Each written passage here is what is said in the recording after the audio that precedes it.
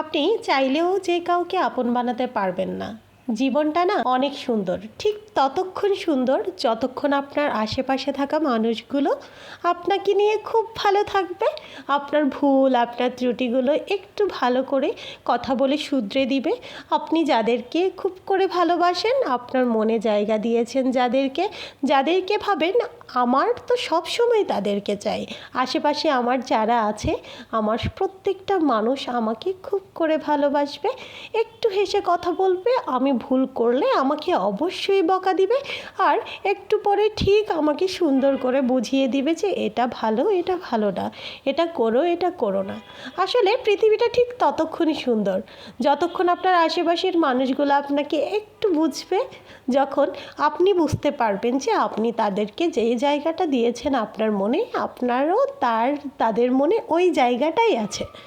ঠিক ততক্ষণই আপনার মনে হবে কি জানেন, পৃথিবীতে একমাত্র সুখী মানুষটি হচ্ছে আপনি।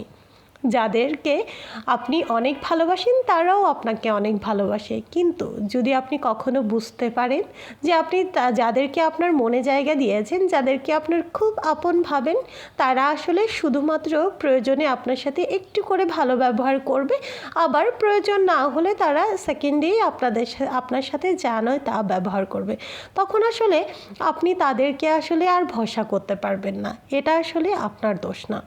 আসলে যখন আমরা ভরসার হাত হারিয়ে ফেলি, যখন আমরা একটা জায়গা খুঁজি মাথা গোঁজার জন্য, হুট করে ওই জায়গাটার অবস্থানটা বুঝতে পারি যে না, আমি আমার যেই জায়গাটা ভেবেছিলাম আসলে ওই জায়গাটা আমার এখানে নেই, তখন আসলে মনটাই অটোমেটিক পরিবর্তন হয়ে যায়।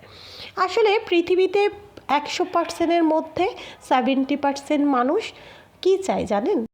আমার আশেপাশে থাকা মানুষগুলো একটু ভালো করে কথা বলুক, একটু হেসে কথা বলুক, একটুখানি ভালোবাসুক। দৌলত গিফট, দামি দামি গিফট দিয়ে কখনোই খুশি করতে হবে না। আমার শুধু একটু আমার সাথে হেসে কথা বলবে, আমার সাথে যখন দেখা হবে আমি তাদের সাথে হেসে কথা বলবো, তারা আমার সাথে বলবে, এতটুকুই।